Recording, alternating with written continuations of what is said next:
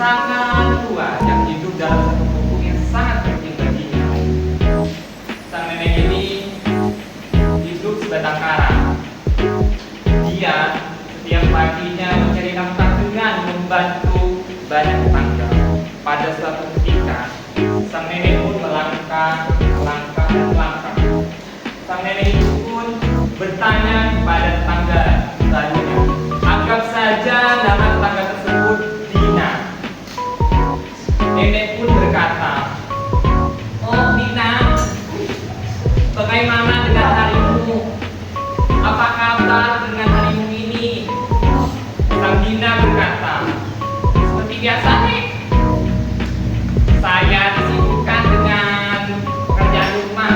Sang nenek pun berkata, "Oh tenang saja Dina sayang, nenek akan membantumu." Sang nenek pun membereskan rumah, memasak, menyapu, dan pekerjaan lainnya. Sebagai upahnya, sang nenek diberi sebangkuk sup dan satu roti. Selesai makan, sang nenek pun kembali ke gubuk kecilnya itu. Keesokan harinya, musim dingin telah tiba. Sang nenek keluar mengecek situasi dan cuaca keluar. Sang nenek pun berkata, "Oh ya ampun, ya ampun, ya ampun. Ternyata musim dingin telah tiba.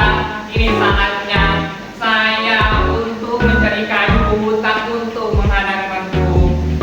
Sang nenek itu pun mengambil bahan-bahan peralatan ke dalam rumahnya. Setelah mengambil peralatan, nenek itu pun langsung berangkat ke hutan untuk mencari kayu bakar. Setelah sampai ke dalam hutan, sang nenek itu menemukan pot yang sangat indah di dalam parit. "Oh ya ampun, ya ampun, ya ampun." Sang nenek itu pun berkata, "Mungkin ini sudah milikku. Apakah ada yang punya?" Sang nenek itu pun menoleh ke kanan, kiri, dan seluas hutan. "Oh mungkin ini sudah milikku." Sang nenek itu pun mengangkat pot, dan isinya apa? Ternyata di dalam pot isinya adalah emas. Sang nenek itu bahagia. "Oh ya ampun, ya ampun, ya ampun. Aku akan menjadi kaya. Aku akan membagikan semua emas ini ke tetangga-tetanggaku. Aku akan membeli rumah mewah dan membeli kursi untuk aku duduki di musim dingin ini." Sang nenek itu pun mengangkat, dan ternyata sang nenek tidak begitu kuat untuk mengangkat pot, sehingga sang nenek mencari cara bagaimana caranya untuk menderek pot tersebut ke dalam rumahnya. Sang nenek membuat deretan dari kayu, tali, dan peralatan lainnya yang ada dalam hutan. Sang nenek itu pun lalu mencoba mengangkat, berusaha sampai ada di dalam deretan tersebut.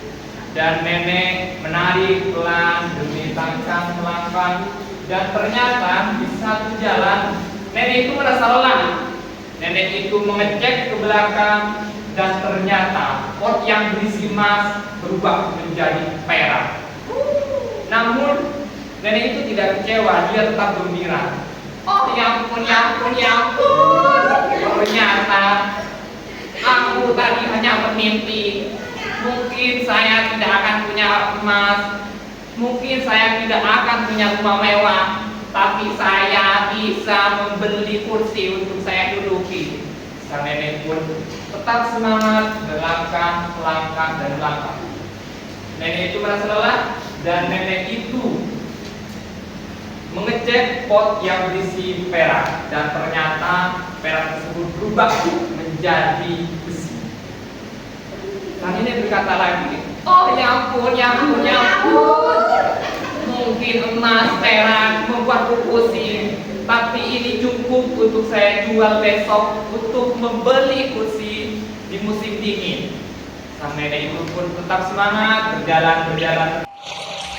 Sang nenek pun terus melanjutkan perjalanannya dengan bahagia. Setelah beberapa langkah, sang nenek pun mengecek kembali barang bawaannya, dan ternyata yang dia deret berubah menjadi batu.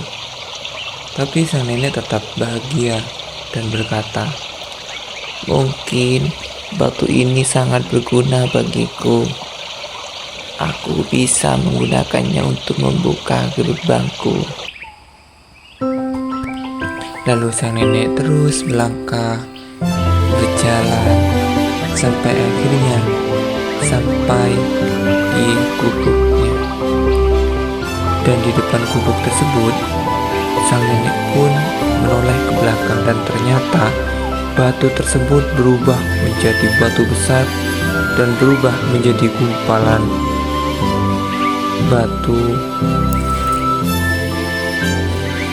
Lalu batu tersebut berubah menjadi awan besar yang mengeluarkan jari, mengeluarkan kaki, serta mengeluarkan telinga dengan mata merah.